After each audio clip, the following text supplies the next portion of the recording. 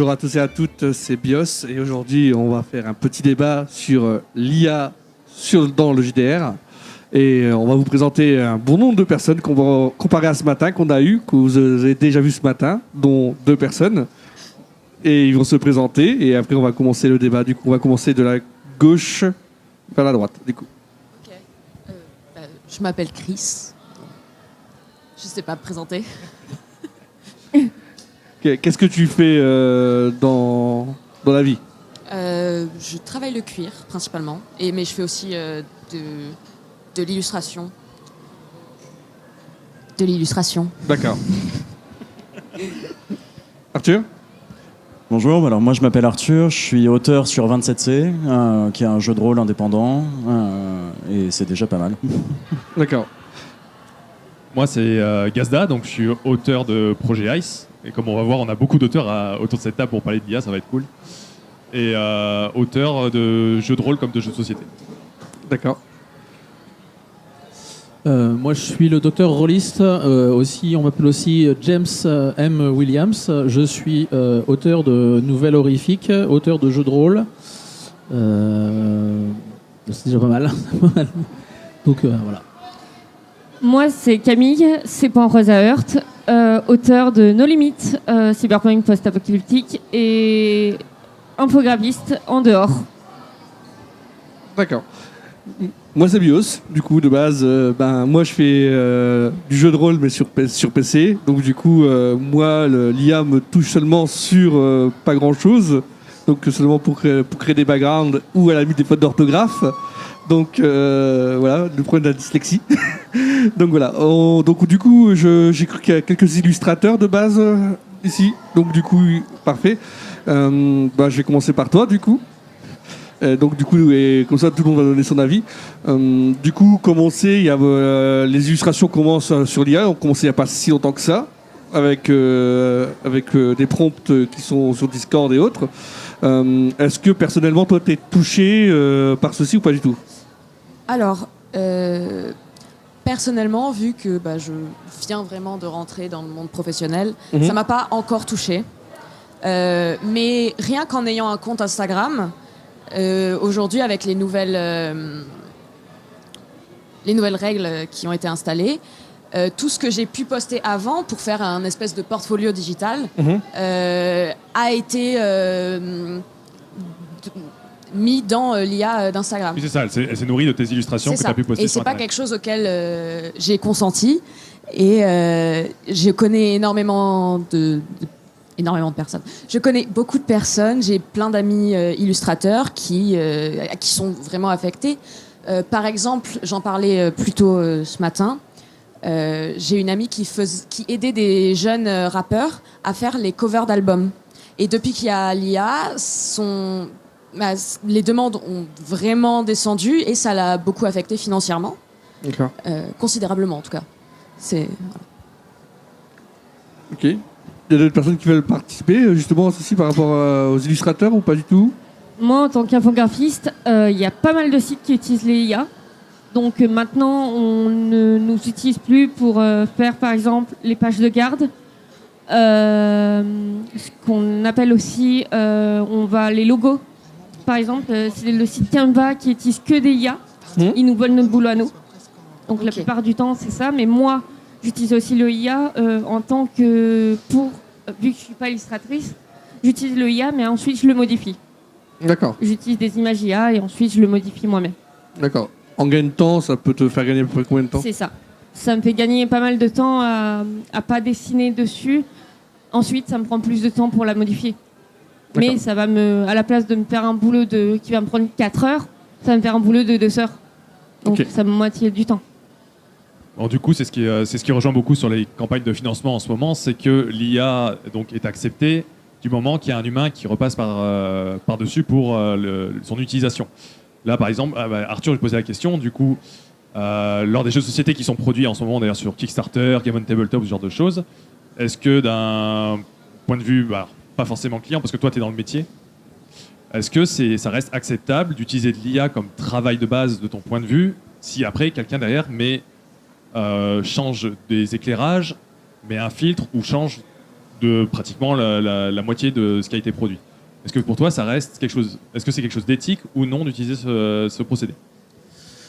Alors, sur la question éthique ou non, on pourrait y passer beaucoup plus qu'1 heure, je pense. Par contre, sur la question du process en tant que nécessité ou pas, je pense que c'est un peu plus pertinent. Dans le cas de travailleuses comme Camille, qui sont, en fait, tu disais, t'es pas illustratrice, donc à un moment donné, t'es obligé de bosser comme tu peux. Faut avancer sur le dossier. Et si tu veux avancer sur le dossier, t'es obligé d'avoir recours à des méthodes les plus efficaces possibles. A fortiori, si tu gagnes pas d'argent avec ton projet, à un moment donné, t'es obligé de trouver des moyens pour avancer sur le projet. Maintenant, utiliser simplement en travail de base et en travail fini de l'IA, on est à peu près tous d'accord, je pense, autour de la table pour se dire que c'est pas la chose la plus éthique qu'on puisse faire. En tant qu'auteur, moi, c'est un outil que j'utilise en aide à la rédaction. En aide à la rédaction, c'est hyper pratique. Ça te fait des plans, ça te permet d'avoir des options de titres, ça te permet d'avoir des reformulations de phrases, des check-up orthographiques, comme disait Bayos. J'ai une orthographe qui est déplorable. Ça vaut complètement le coup de faire un petit passage sur IA pour vérifier la base, avant de se faire relire, bien sûr, par des professionnels. Ça aussi, c'est un métier au passage. Oui. En fait, le risque, à mon sens, il est plus d'écarter définitivement le professionnel du processus. Parce qu'un travail d'IA, quand bien même il soit repassé par les mains de quelqu'un, si c'est pas quelqu'un avec un regard professionnel sur l'illustration et sur ce travail-là, je suis pas sûr qu'on arrive à un travail de même qualité à la fin. Ok. Oui, moi je suis plus d'accord avec ce que tu dis en fait. C'est vrai que niveau pour tout vaut mieux un œil vraiment professionnel en fait sur ce que fait l'IA, parce que après ce que j'en ai compris en fait, c'est que l'IA, c'est surtout des trucs en fait que c'est auto-alimenté par ce que fait l'être humain, et donc du coup moi je considère ça comme du vol de propriété intellectuelle, clairement. Mais après c'est vrai que pour moi, si l'humain passe derrière et qu'il puisse avoir un œil dessus, why not? Bon, ça ne me pose aucun problème. Il faut vraiment mettre ça en exergue là-dessus. Ok. Quand tu travailles, Camille, c'est à quel point que tu repasses sur l'illustration? Comment ça se manifeste? Comment du coup, je n'ai pas trop idée de comment est-ce que tu bosses sur tes La plupart du temps, j'utilise Photoshop. Moi, en fait, je prends l'image, je télécharge les images. Ensuite, j'utilise Photoshop pour changer soit la lumière, soit le contraste. Soit ça va être le grain. Parce que les images qui sont prises sur Internet ont un grain qui est considéré comme étant c'est pour éviter le vol. Mm-hmm. Nous, on repasse derrière pour l'enlever, en fait. Pour que les images sont propres et tout. Par exemple, nous, on est en train de faire... je suis en collaboration avec quelqu'un qui est en train de faire un jeu de plateau en ce moment. Et on doit faire des cartes de plateau. Et nous, on est en train de les mettre en noir et blanc. On est en train de prendre des images de copilote, qui a une IA, et on repasse toutes ces images en noir et blanc. Et ensuite, on lui fait un effet crayon à dessin, crayon stylo, et voilà. Okay. Et un peu de contraste dessus. Moi, le souci que je peux avoir avec ça, c'est que même si tu modifies l'image que l'IA te donne, ça vient de base d'images volées, effectivement. Aujourd'hui, en tout cas, on n'a pas vraiment trouvé de moyen de légal, à part ce que fait Instagram, même si c'est limite, pour donner aux IA les outils de faire leur propre art. Ouais. Et aussi, quand tu veux faire... le métier d'illustrateur existe toujours, et pour faire des cartes ou même de l'infographie, puisque j'ai aussi travaillé un peu là-dedans vite fait, tu peux commissionner des gens ou tu peux travailler avec d'autres gens. Et c'est quelque chose... ce qui me fait peur personnellement avec l'IA, c'est tous les métiers qui vont se perdre et toutes les personnes qui vont être inutiles derrière. Moi, je le vois avec le métier d'infographiste. Infographiste, on perd énormément de clients parce que les clients vont aller vers Canva, ils vont aller vers d'autres sites, et ils vont demander à Canva de faire un truc. Moi, j'ai déjà essayé Canva, juste pour vérifier, pour faire un essai comme ça, et on me l'a demandé de l'utiliser. Je ne voulais pas l'utiliser parce que je l'aime pas, et les logos étaient moches. Je le dis, les logos sont moches. Nous, en tant qu'infographistes, on en fait des logos. On fait nos propres logos et on met notre... moi, je suis d'accord avec toi, on met notre grain graphique dessus, notre signature. Oui, vous mettez votre patte. Voilà. La question sur la récupération d'images et le vol de données, c'est une question qui revient souvent. Parce que j'ai beaucoup de pour IA qui me disent l'humanité s'est toujours inspirée des œuvres d'art qui ont été faites durant toutes les années, tous les siècles. Donc une personne qui va au musée, qui regarde la Joconde et qui reproduit chez lui avec sa propre patte, est-ce que ce ne serait pas aussi la même chose que ferait l'IA qui compile plusieurs œuvres que tu as pu voir dans différents tableaux, différents dessins et au final crée ta propre illustration? Est-ce que le procédé d'inspiration, est-ce qu'au final, c'est pas la même chose chez l'être humain? Ça s'appelle un faussaire, non? Non, un faussaire, c'est quand tu copies une toile pour la vendre telle qu'elle. Là, tu la modifies. Oui, là, tu la rends. Tu la modifies, tienne. tu crées ta propre chose. Et l'IA fait ça. Elle utilise plusieurs éléments. Après, à vous de voir si, pour vous, est-ce que c'est la même chose ou non? Je peux peut-être te donner une anecdote là-dessus. Dans la vie civile, je suis juriste. Et il y a spécifiquement une jurisprudence sur ce point en musicologie. En musicologie, il y a un joyeux rigolo qui allait chercher à partir de combien de notes on pouvait enregistrer une musique. Et c'est 3. À 3 notes? Et du coup, ce joyeux rigolo s'est aidé d'un clavier et a créé toutes les combinaisons possibles de 3 notes pour les déposer. Ah. Ah ben oui. Oui, et du coup, nécessairement, ça a fait sauter la règle. Ah oui, d'accord. Parce que c'est complètement inadapté. Oui, ok, Voilà. d'accord. Mais en fait, tu peux virtuellement, là, à ce stade, avec une machine, suffisamment de PC, etc., un gros investissement financier, créer toutes les œuvres possibles à créer ever, en remplissant pixel par pixel une image, à l'infini. Il y a aussi des IA musicales, qui. C'est tout nouveau, ça d'ailleurs. Hein. Oui, C'est tout à tout nouveau. Tu peux créer. J'ai créé avec une copine une musique sur Cookéo, sachez-le. Et ça a duré 2 minutes. Et elle reste drôle, hein, sur le thème de Tex Avery. Donc, Sauf que, en fait, en musique, ce qu'ils ont, c'est que. Ah, j'ai oublié le nom des gens, justement, de la musique qui font des règles. Tu sais, il y a les conservatoires et il y a le grand truc de musique française. Je suis pas assez musicien pour te répondre. Ok. J'ai des amis musiciens qui justement m'en ont parlé. Ils m'ont dit que pour eux, pour l'instant, ça leur faisait moins peur parce que justement, il y avait tout ça, qui avait énormément de règles sur le copyright, etc. Et que donc, c'était moins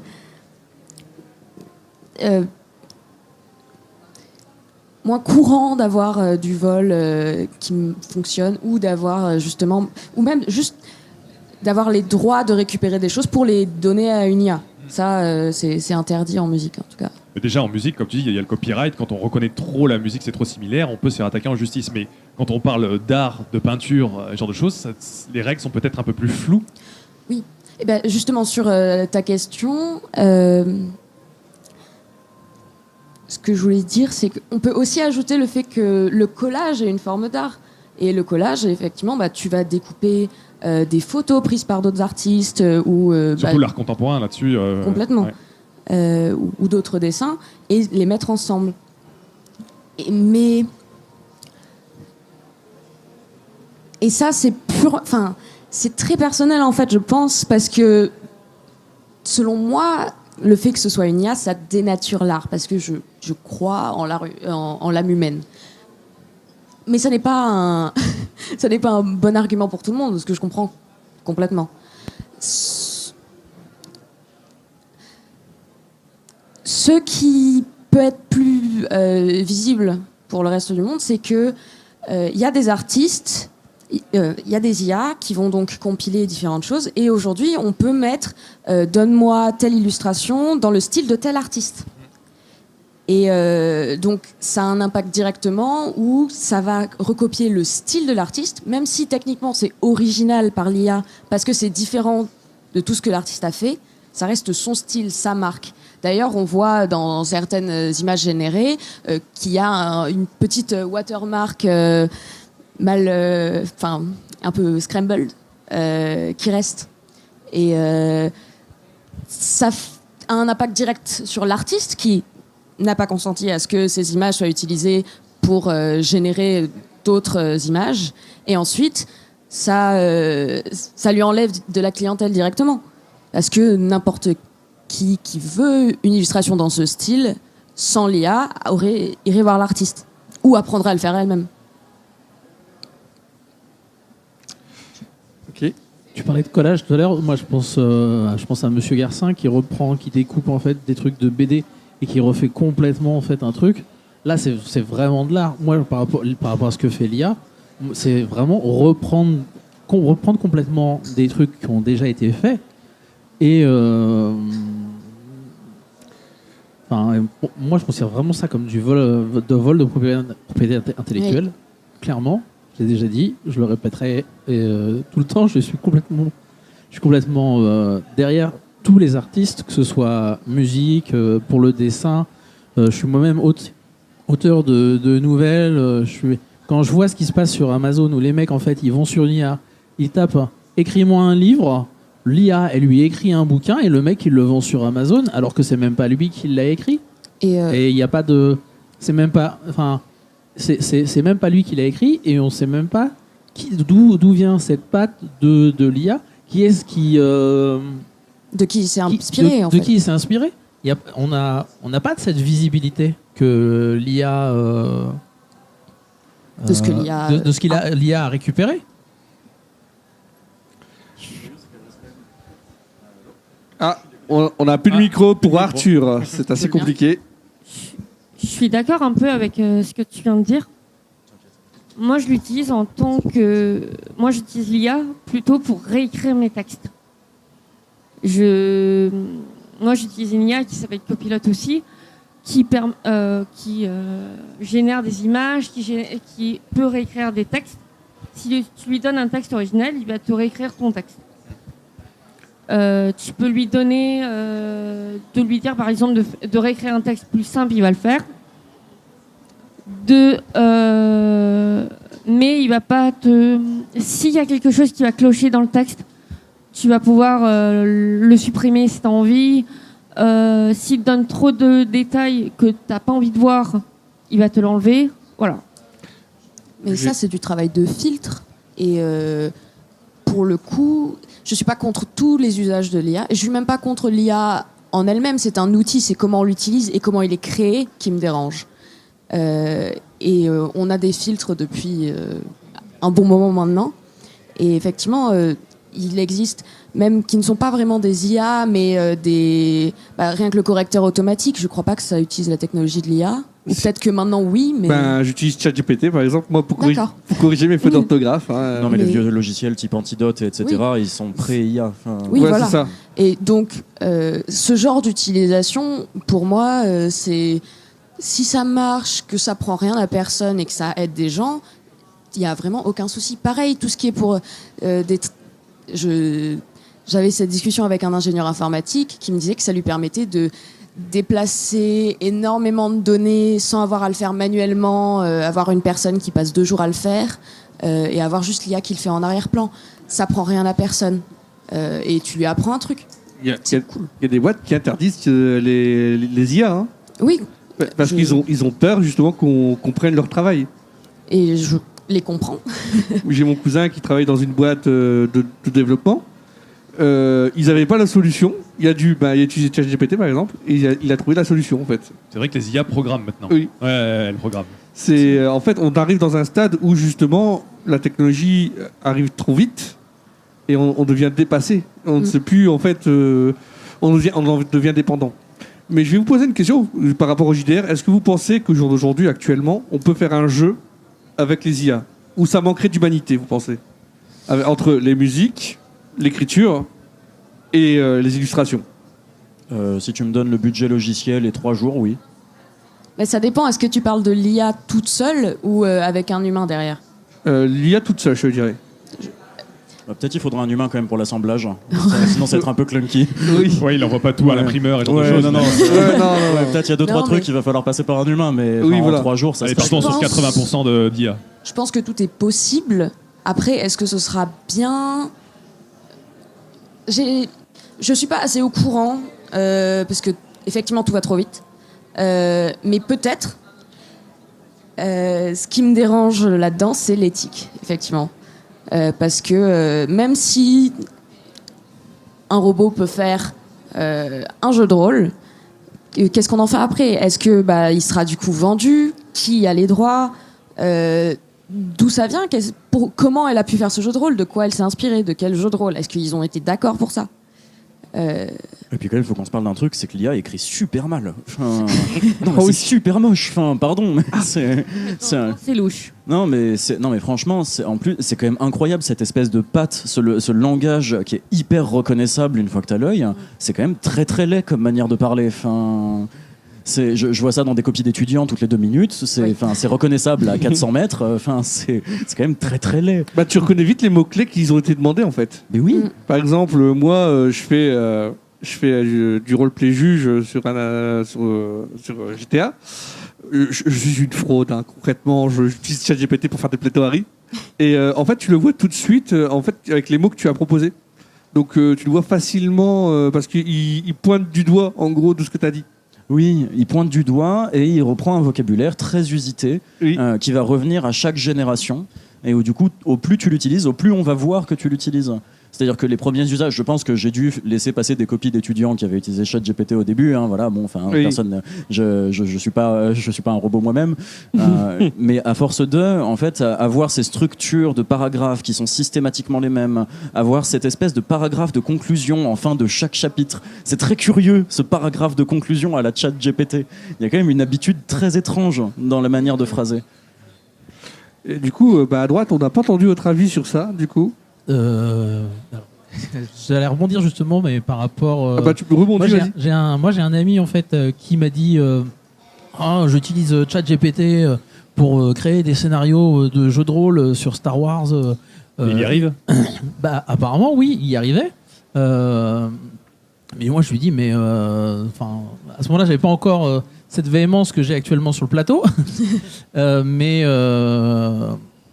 Mais du coup, je lui dis, mais ok, moi, je préférerais toujours que ce soit moi en tant qu'auteur, je préférerais toujours que ce soit moi qui l'écrive et qui adapte avec mes joueurs un scénario de jeu de rôle. Il me dit oui, mais c'est un outil formidable et tout, et ça me fait gagner du temps. Ok, je peux comprendre que ça te fasse gagner du temps et que t'aies pas envie de te pencher à écrire un truc et que ce soit pas ton truc d'écrire et que tu préfères le sous-traiter. Ouais, c'est ça, c'est de la sous-traitance. Après, si ça marche, si son scénario avec ses copains, il est content en fait que ses copains il ait joué avec, tant que c'est pas mis en vente, moi ça me touche pas.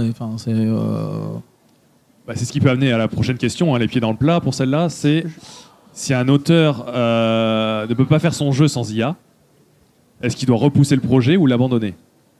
Parce qu'aujourd'hui, j'ai beaucoup de personnes qui font des protos que je rencontre dans les différentes conventions et qui utilisent, on va dire 90% utilisent l'IA pour leur premier proto. Et les protos, après, sont destinés à être mis sur Kickstarter, ce genre de choses. Il y a de très bons jeux qui ne seraient pas sortis aujourd'hui. Je n'ai pas donné les noms pour ne pas les mettre dans la sauce, mais en tout cas, j'apprécie leurs jeux. Mais il y a 400 cartes faites en IA. Donc qu'est-ce qu'on fait pour ces personnes qui ont de très bons jeux, des idées incroyables, qui n'ont pas les finances? Donc est-ce que la personne qui... Là, c'est compliqué comme réponse, hein. Mais est-ce qu'elle doit faire avec son jeu? Est-ce qu'elle ne doit pas le proposer si jamais elle a utilisé pratiquement 90% d'IA? Moi, je connais... c'est un auteur que je connais, je le rencontre de temps en temps sur les conventions. Il utilise l'IA pour créer toujours son jeu. Il utilise l'IA pour créer les textes et tout. Mais quand moi je joue avec son jeu, c'est simple. C'est trop simple. Il n'y a pas le côté humain derrière, il n'y a rien du tout, il n'y a pas le côté... Il te manque de la profondeur dans les... Voilà. Okay. C'est le jeu ça ou c'est le MJ? Voilà, c'est ce que j'ai... non mais je rebondis dessus parce que, en fait, parfois on ne remarque pas parce que la personne vit son texte. Est-ce que la personne vit son texte ou elle ne le vit pas? Il lit son texte. Ah, il lit, donc du coup... Il lit son texte et surtout oui. il est pas humain. Il va lire son texte, il va... un moment, il va bugger sur son mot, qu'il va rien comprendre, et il va se dire non mais c'est de la merde ça. Mais c'est dramatique, là, ce que tu nous racontes, c'est pas un problème d'IA, c'est un problème de personne. En fait, Ouais, c'est ça, mais bon, il utilise complètement l'IA et il se retrouve à. en fait, tu peux utiliser les bots. J'appelle ça un bot. Hein. Tu peux utiliser l'IA, mais en fait, il faut innover des mots parce que sinon, tu sens tout de suite que c'est un robot qui a fait quelque chose. Parce que si tu te contentes de lire la phrase qu'il t'a donnée, tu sens que des fois, il n'y a pas de cohérence, il y a trop de lignes droites. Parce que l'humain, pour amplifier des choses, parfois, il le répète 2 fois, 3 fois. Ouais, je fais ça, ça m'arrive. Pour amplifier, pour dire que c'est grave ce que tu fais. Et si tu te contentes de lire un texte, c'est comme si tu lisais qu'un prompteur et que tu manques d'humanité.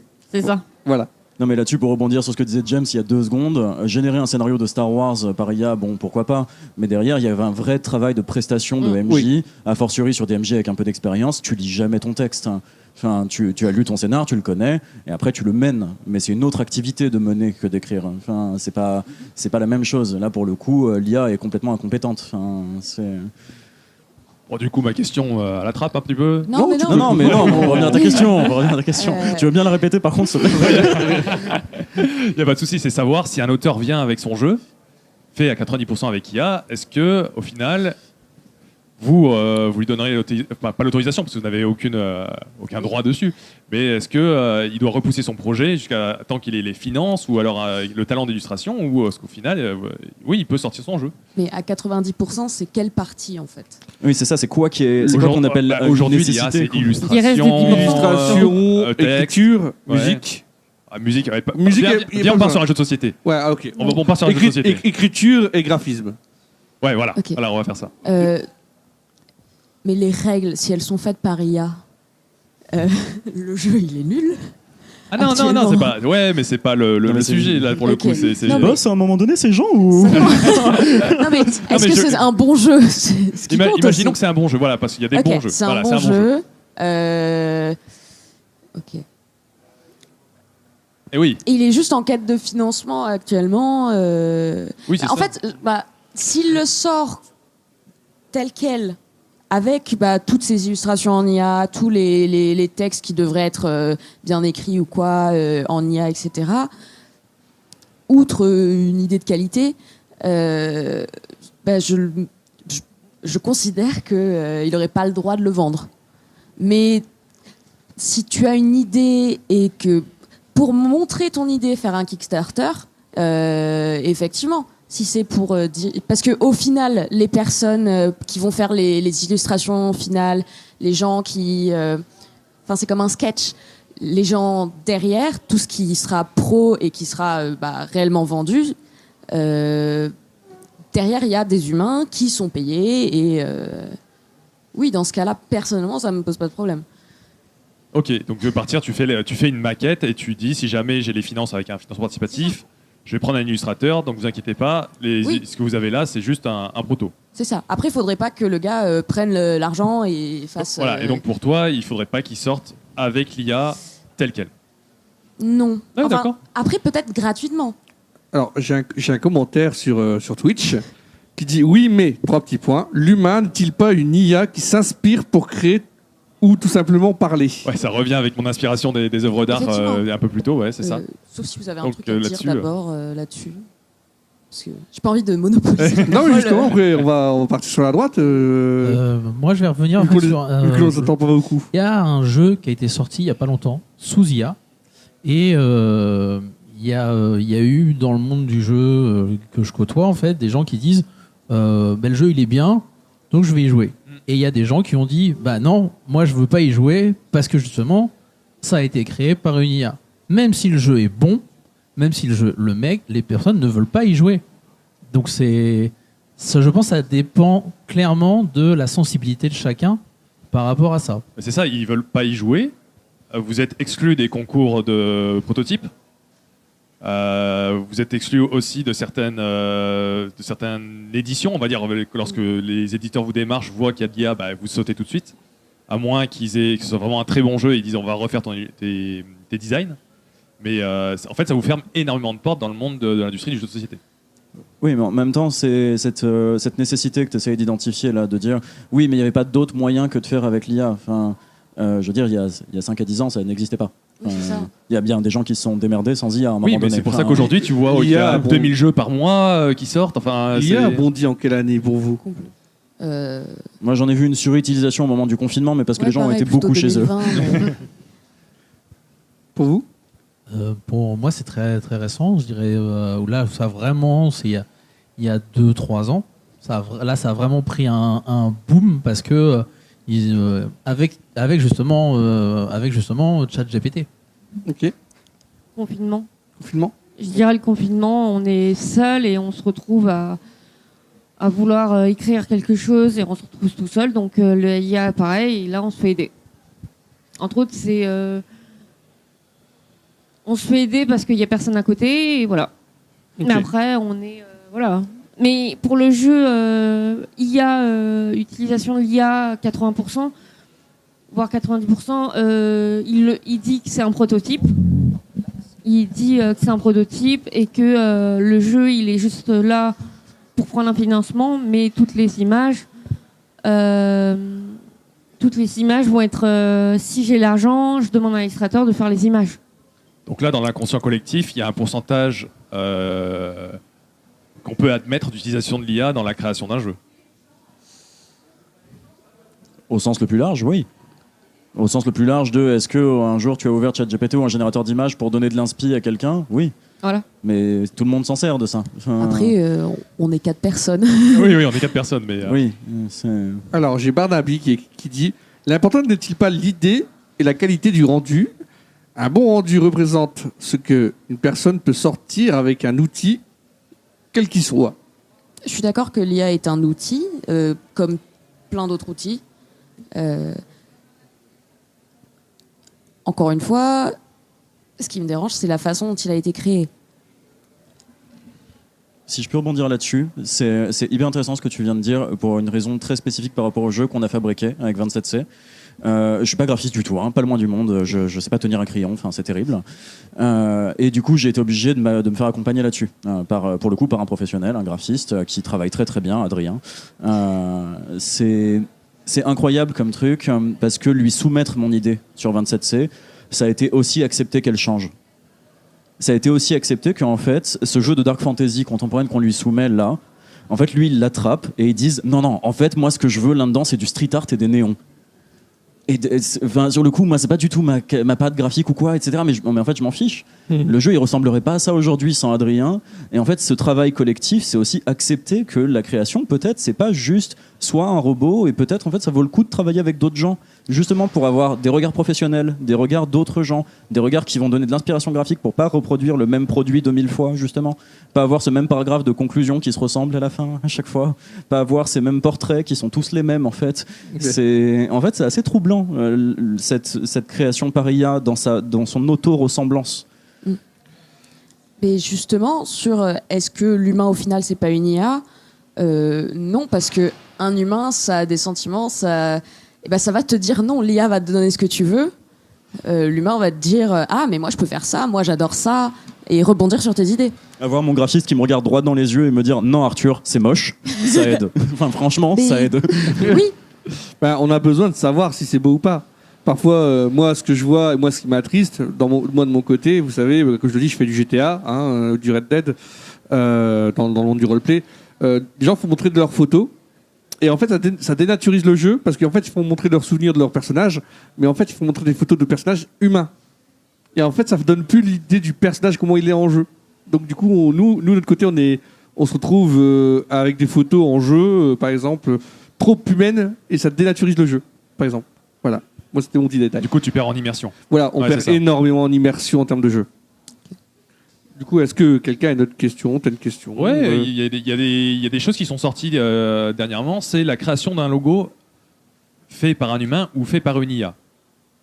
Est-ce que pour vous, c'est quelque chose qui doit être fait là dans on est en France, donc ça sera dans les 10 prochaines années, mais en vrai, c'est déjà fait. Enfin, ils sont en train d'être étudiés ailleurs. Savoir, est-ce que ce genre de logo est intéressant? Est-ce qu'il est pertinent pour nous? Ou est-ce que ça va absolument rien changer? Alors, moi, je connais une personne, je dirais pas son nom, qui justement utilise Canva, comme elle a dit, et ChatGPT Et en fait, beaucoup de personnes utilisent justement ChatGPT et Canva pour créer des logos. Ça rend bien, mine de rien, mais c'est vrai qu'on sent qu'il manque quelque chose. Donc moi, de mon côté, je dirais que oui, c'est un plus. Après, de là à créer une entité, est-ce que après tu peux te la mettre en tant que marque? Bah, tu sais, c'est comme viande française, label rouge, ce genre de choses, qui est vraiment une marque que tu mets sur un produit, comme quoi ça a été fait par un humain, ou qui est juste eu 10%, comme le Made in France, ce genre de choses, qui est vraiment que 10% d'IA, et tu sais que ce produit-là, il a été fait par un humain à 90%, quoi. Est-ce que c'est quelque chose qui serait intéressant à mettre en place, ou alors, mais ça ne change pas le problème? Ça change pas le problème. Moi, je peux rebondir dessus. Vas-y. Vas-y. En tant qu'infographiste, ça va voler les métiers en tant qu'infographiste surtout. Et nous, on a notre propre signature. On va donner notre propre... en tant qu'infographiste, on va donner notre signature. On va passer du temps. Alors que ChatGPT va faire un truc. Moi, par exemple, j'ai quelqu'un qui m'a envoyé un logo fait par Canva et ChatGPT. Il m'a dit, moi, je veux ça. Je te dis, OK. Je lui demande, tu l'as fait avec quoi? Il me dit Canva, ChatGPT. OK, je te fais un logo avec ces deux-là. Je lui ai fait, il m'a dit, ah, je préfère ta version parce que la tienne, elle est plus humaine. Donc, c'est mieux dans mon univers. Donc, ChatGPT, on peut l'utiliser pour donner des inspirations, mais pas pour voler le métier, en fait. Pour des inspirations, il y a aussi juste Pinterest ou Google Images, etc. Et effectivement, je sais pas actuellement, parce que je viens d'y penser, si je suis d'accord avec le fait d'utiliser des IA pour s'inspirer. Parce que, effectivement, c'est facile de taper un chien sur une saucisse et d'avoir des images de chiens sur saucisse, que ce soit dans Google ou sur ChatGPT. Et dans tous les cas, c'est vrai que ce qui te ressort derrière, ça va être de l'art d'autres personnes. C'est juste que est-ce qu'il est mâché ou pas. Mais quoi qu'il arrive, un logo final pour une entreprise qui va être utilisé, etc. Pour moi, ce serait amoral de le faire par autre chose qu'un humain. Et encore une fois, tout ce qui est nécessité, dessiner, faire le graphisme, l'illustration, ça s'apprend. Il y a d'autres personnes qui sont capables de le faire. Et on a passé des années sans ça, sans l'IA. Donc, je pense qu'on est toujours capable de travailler entre humains. Alors. Mais tu parlais de 10%, 80%, etc. Et donc de labeller les choses pour dire il y a tant de pourcentage qui a été fait par l'IA, c'est ça? Oui, enfin, s'il y a 90% d'humains, tu peux mettre le logo fait par un humain sur ton produit. C'est ça. Pour moi, quoi qu'il arrive, c'est important de réguler les IA parce qu'il y a énormément de choses qui sortent qui sont atroces. Tout ce qui est le vol de voix, de visage. On peut faire des vidéos avec du contenu tout à fait illégal. On peut faire une vidéo d'une personne dans une situation compromettante, que ce soit légal ou simplement humiliant. Et c'est des choses que subissent beaucoup de femmes aujourd'hui sur les réseaux sociaux.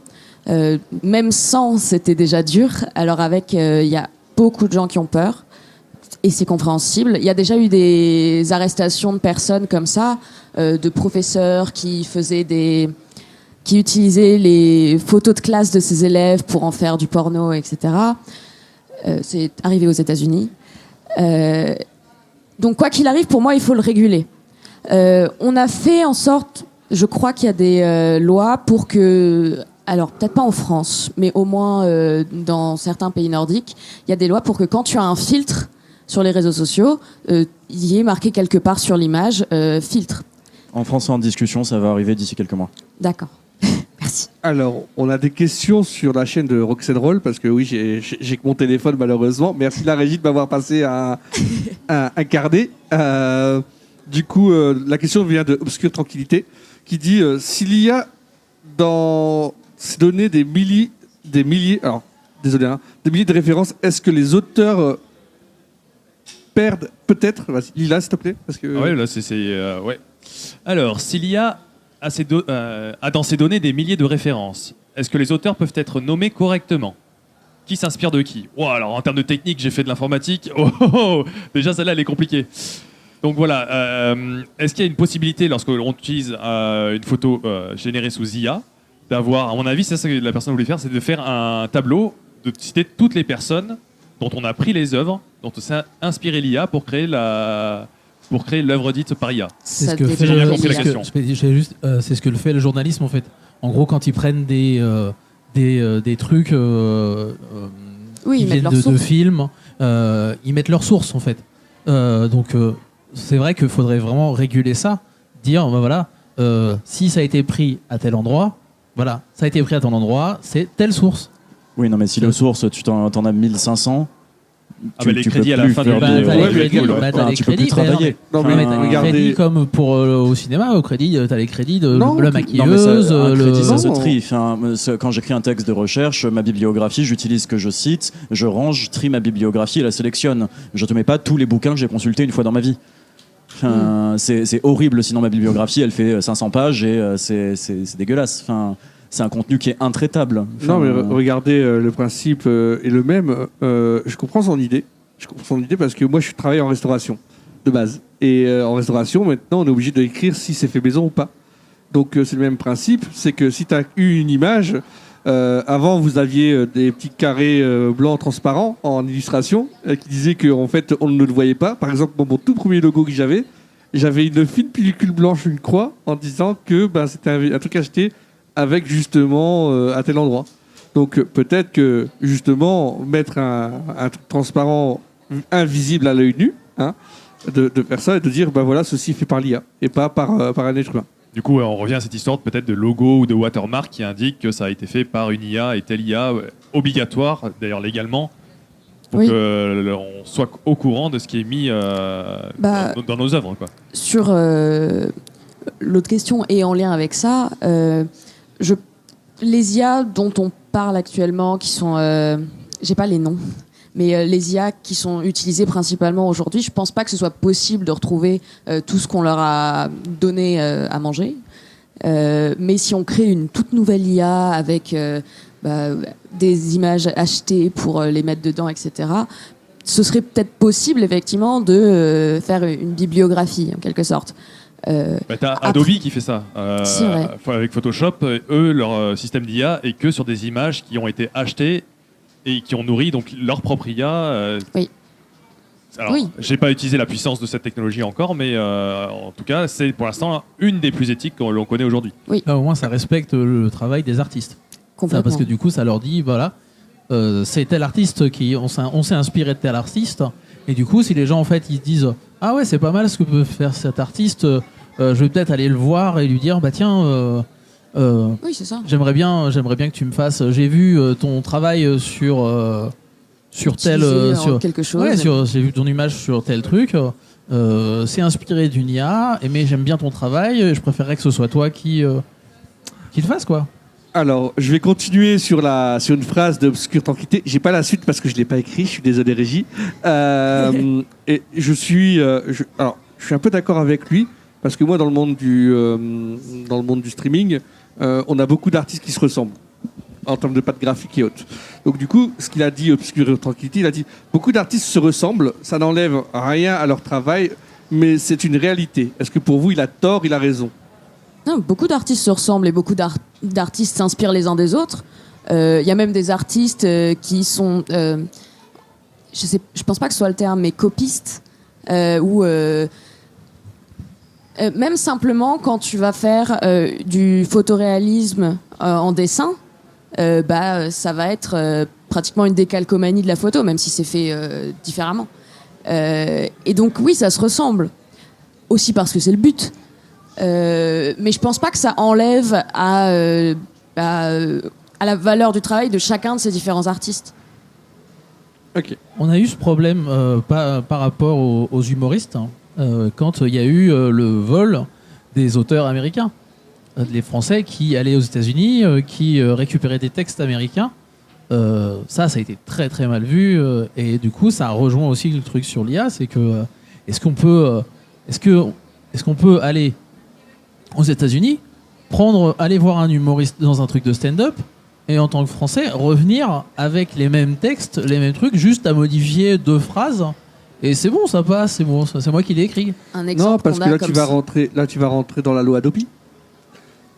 Et parce que en fait, tu tombes dans le droit directement. Parce que même si c'est que 2 phrases que tu changes, et par l'IA, en fait, si tu veux, en France, on a une. Dis-moi si je me trompe. Je suis pas expert en propriété intellectuelle. Hein. C'est dommage. Parce que sachez qu'en fait, de base de mémoire, ça je le connais grâce à mon père, parce que mon père recherche tout ce qui est vieux film. Tu as une loi qui dépasse jusqu'à 30 ou 40 ans, je ne sais plus exactement. Donc du coup, en fait, même si la personne change 2 phrases, elle tombe chez Adopi, en fait. Et donc Adopi le tape sur les doigts.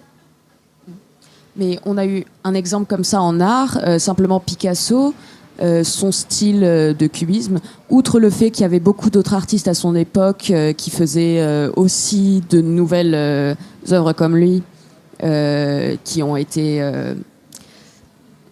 qui sont dans son nom en fait, parce qu'on parle que de Picasso. Lui, il a fait beaucoup de voyages en Afrique, et ce qui a énormément fait son style, c'est des styles qu'ils avaient déjà là-bas, qu'il n'a jamais cités.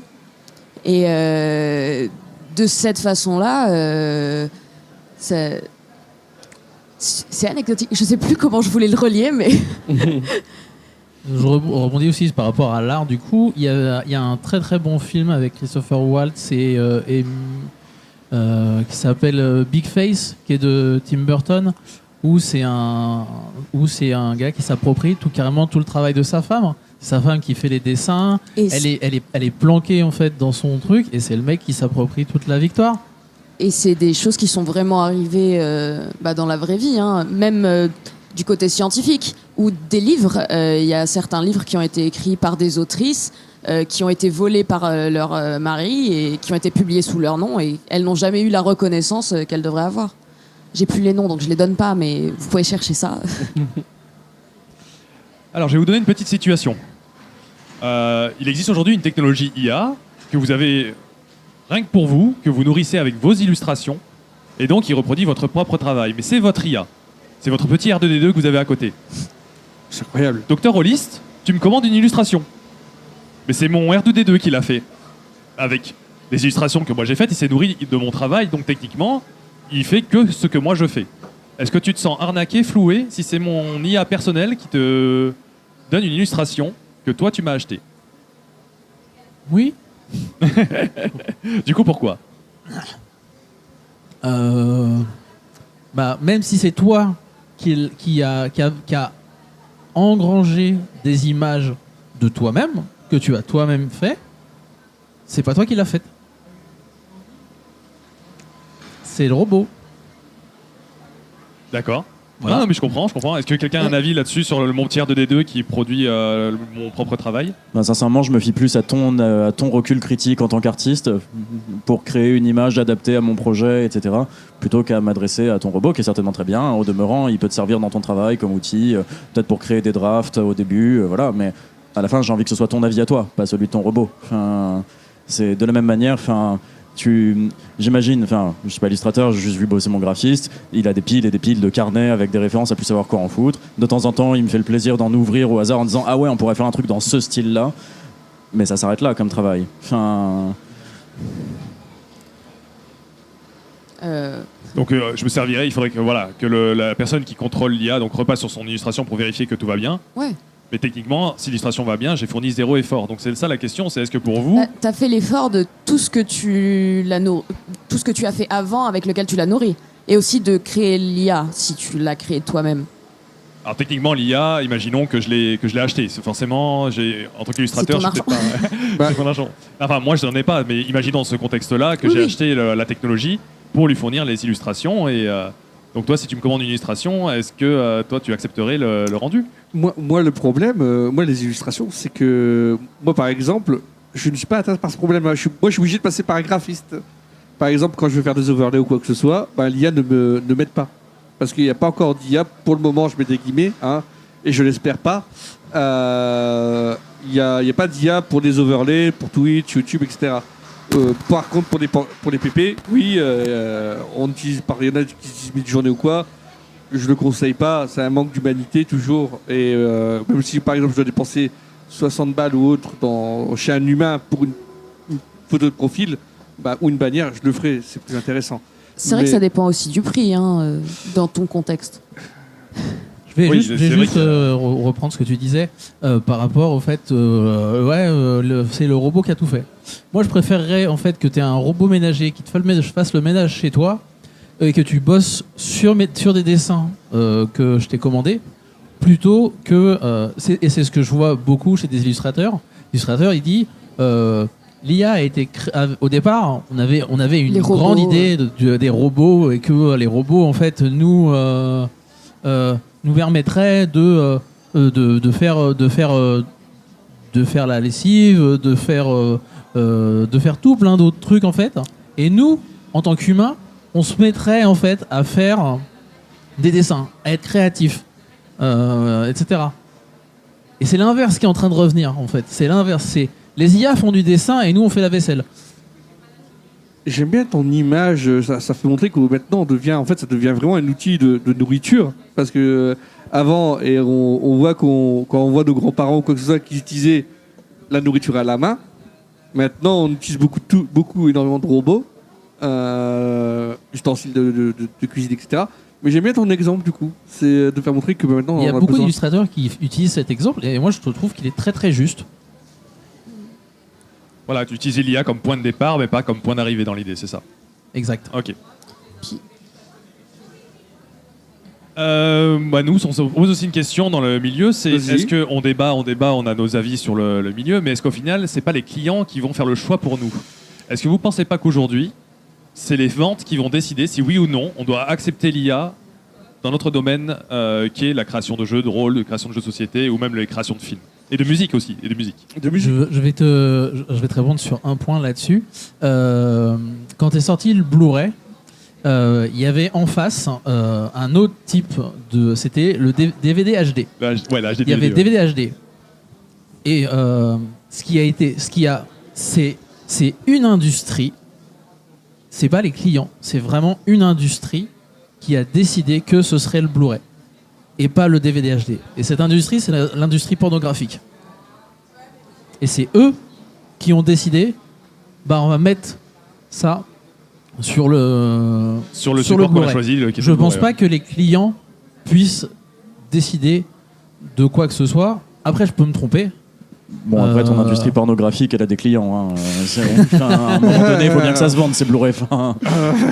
Donc tu penses que toi, ça va être les grands groupes, les grands éditeurs qui vont faire... Parce qu'on a vu aussi l'histoire avec Wizard of the Coast, qui avait fait une déclaration sur qui allait exploiter l'IA pour les futurs jeux. Elle s'est ravisée. Après, elle est revenue un peu sur le sujet. Donc, aux dernières nouvelles, je ne sais plus si elle était pour ou contre. Donc, ça a tellement changé.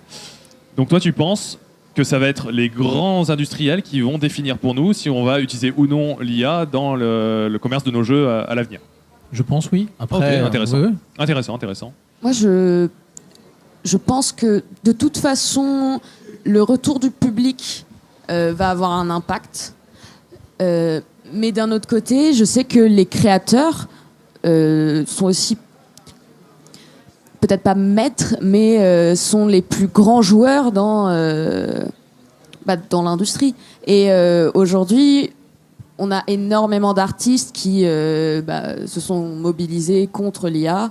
Mais je parle je parle principalement d'illustration parce que c'est plus mon milieu. Mais même toutes les règles qu'il y a de livres qui ne peuvent pas être publiés parce que à la base c'est de l'IA, ou de projets qui ne sont pas pris par des grandes entreprises parce que c'est que du sketch à l'IA, ça nous montre une direction vers laquelle on se dirige actuellement. Tout peut changer. Et j'espère personnellement qu'on continuera par là, parce que, encore une fois, l'outil en lui-même n'est pas mauvais, mais il faut que l'utilisation soit réglée, qu'il y ait des lois autour de ça. J'ai une question, moi, de mon côté. Donc, pour certains, ça va faire plus de 2 ans que vous êtes sur vos JDR, que vous avez créé. 2-3 ans. Est-ce que éventuellement vous avez déjà fait ressentir, on va dire, faussé par une personne qui vous aurait déjà passé un outil par IA ou pas du tout, de l'autre côté? Ah, je vois ce que tu veux dire. Imaginons que j'ai demandé à un illustrateur de faire une illustration et que j'ai mal vérifié mes sources, qu'il utilise lui déjà l'IA. Tout à fait. Ok. Il y a des exemples d'éditeurs en plus là-dessus, comme ça, ouais, c'est drôle. Moi, je connais la personne qui était à l'école et je l'ai vu travailler et il me montrait toutes les étapes en live. D'accord. Donc moi, je suis sûr à 100% qu'il n'a pas utilisé l'IA. Ok. C'est pour ça que quand je vais sur des sites pour trouver un illustrateur, s'il n'y a pas les sketchs originels, les tracés en noir et blanc avant de faire toutes les étapes, pour moi, c'est rare que je vais plus loin avec cette personne. Ok. Donc vous, est-ce que vous avez eu ce genre de... Franchement, on travaille avec beaucoup trop de proximité avec nos illustrateurs. Ouais, on est d'accord. Voilà. En fait, j'ai l'impression, hein, pour revenir sur ta question, faut se libérer d'un poids à nos échelles de jeu de rôle. On fait du jeu indé, on va pas faire d'argent. Enfin, vraiment, faut se libérer de ce poids. On va pas faire d'argent. Faut prendre des décisions éthiques. C'est le moment.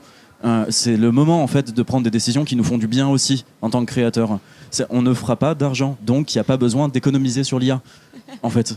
On s'est posé une question fondamentale et pourtant assez liée à ce sujet sur est-ce qu'on va faire ce choix éthique ou non au moment de publier notre kit découverte, se poser la question, et à l'époque c'était très très mal vu, écriture inclusive ou pas dans le livre, et c'est encore un sujet aujourd'hui, et en fait on travaille sur le manuel et la question se pose à nouveau, écriture inclusive ou pas dans le manuel, on ne fera pas d'argent, il n'y a pas besoin de se faire de mal, on l'écrit comme on veut le bouquin, c'est notre bouquin.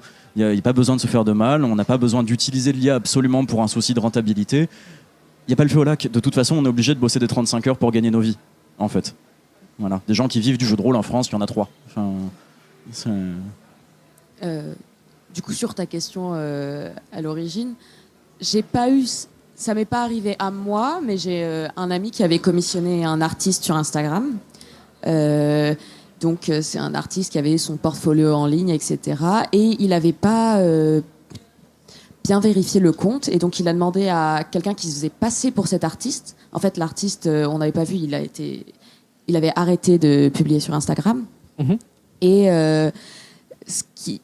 l'autre artiste, justement, utilisait l'IA pour faire... artiste, le scammer, utilisait de l'IA pour faire des choses dans le style de cet artiste. Et il commissionnait pour des prix normaux pour des artistes, mais beaucoup trop pour de l'IA. Et donc, oui, c'est arrivé. Et c'est pas le seul cas. Il y a, en tout cas, sur les réseaux, faites attention. C'est plus courant qu'on ne le pense d'avoir des gens qui vous donnent pas ce qu'ils ont fait eux-mêmes ou qui volent les images. Ça arrive beaucoup aussi. Alors il y a un truc qui a été mis en place par X, du coup, c'est les petites pastilles bleues qui dit ce compte est bien un compte Je crois qu'il faut d'auteur. payer, non ? Hein ? Il suffit pas de payer pour avoir une pastille. Oui, ça se paye maintenant. Ah, ça se paye maintenant. Oui, ça se paye. Depuis que c'est devenu X, ça se paye. Il y a que la pastille jeune. Il y a beaucoup de scams qui payent. Et du coup ça pose pas ça pose. Il y a que la pastille jeune. J'ai oublié ma question.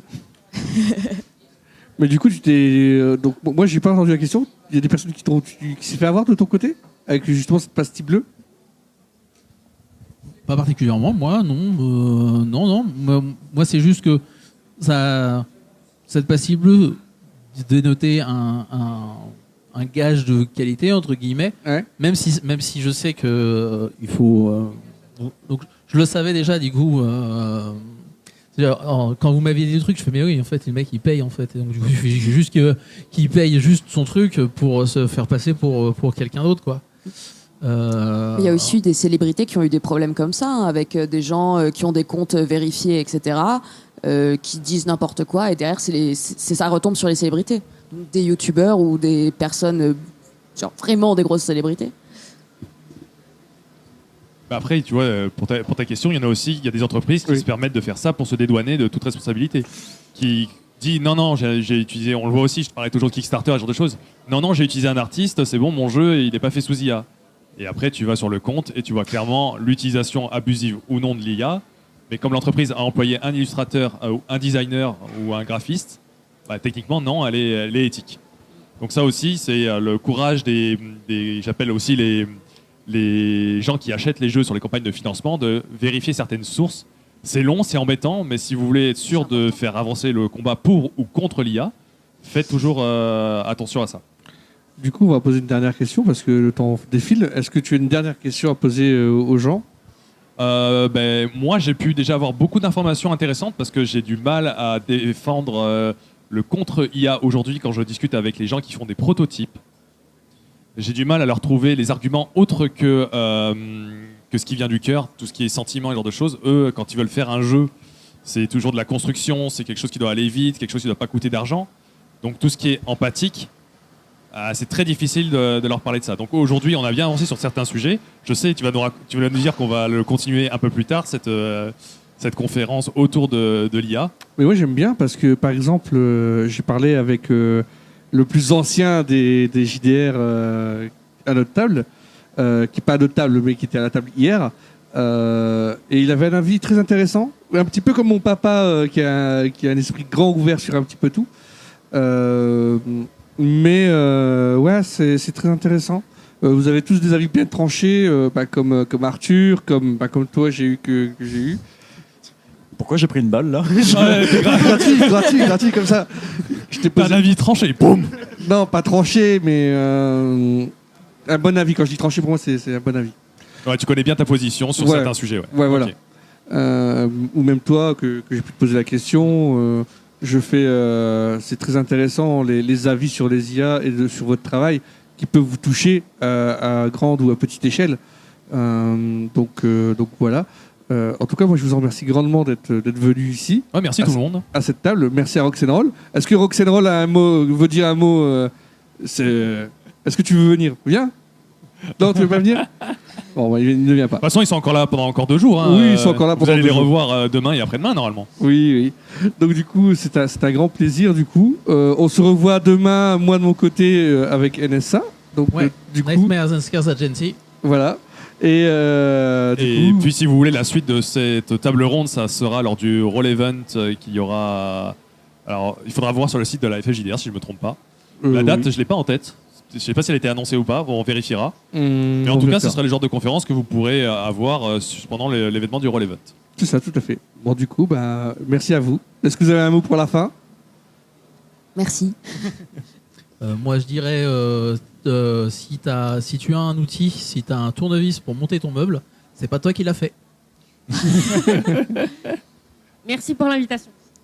Merci. Ok. Merci. On rend l'antenne. On rend l'antenne. Bonne soirée à tous. Bonne soirée à tous. Bonne soirée.